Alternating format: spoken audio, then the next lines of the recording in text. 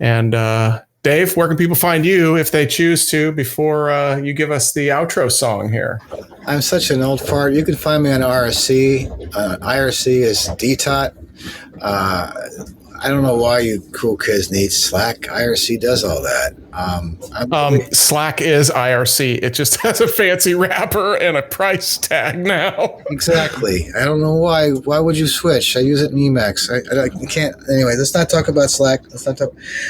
Anyway, I'm best reached via electronic mail, and I can also be found on many of the mailing lists at bufferbloat.net. And I would encourage people to use that old-fashioned communications mechanism, because all the wonderful knowledge about Q theory from some of the greats is on that list, and Google no longer indexes it for some reason. I don't get it. So look for list at bufferbloat.net, and you'll find me there. Do you want an outro song? Yeah, let's play it. All right. So this past year was very rough for everybody, and one of the things that I'm a big space nut, and the thing that really cheered me up was seeing SpaceX succeed in so many launches and so many landings. Some people cry at weddings. I cry at landings. I wrote this song originally when they were crashing their first attempts. And as an engineer, I like a good explosion as much as anybody. But after 5 or so, I figured that they needed to cheer up to keep going. So I wrote them a cheer up song. And I got the chance to play it all over the place. I love the song. A lot of people love the song. Science fiction people love the song. And then the bastard started succeeding at landing the damn spacecraft, and I had to rewrite the song. You know how hard that is? Gosh, it took me forever to come up with a new version of the song that did that. And then they started landing 2 at a time, and I changed the song again. Ugh. But anyway, I grew up wanting to be an astronaut, and I read a lot of books, and there's a couple jokes in this song, which maybe you'll get. And I am very curious using the codec we have. I think I've got the right codec set up for this, but I'm pretty sure it won't sound all that good, anywhere near as good as what I've been working on. So here it goes. When I was a kid, growing up, oops, hold on, let me take off my headphones so I can hear myself. When I was a kid, growing up, Buck Rogers always landed tail first, and yet we've never had a landing on the cool green hills of Earth.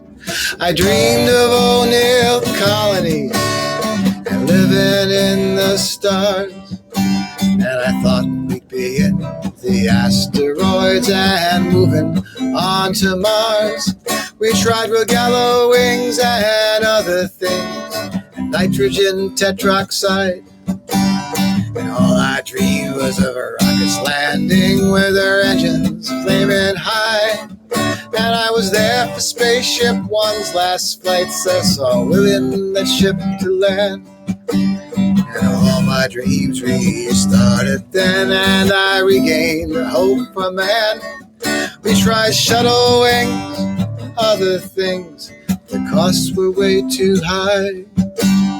And all I dreamed was of rockets landing with their engines flaming high. And I practiced all my landings using Kerbal Space Program as my guide.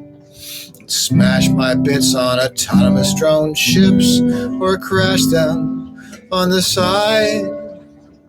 But we just read the instructions laid out before our time, and we're sticking to landings on pad 39.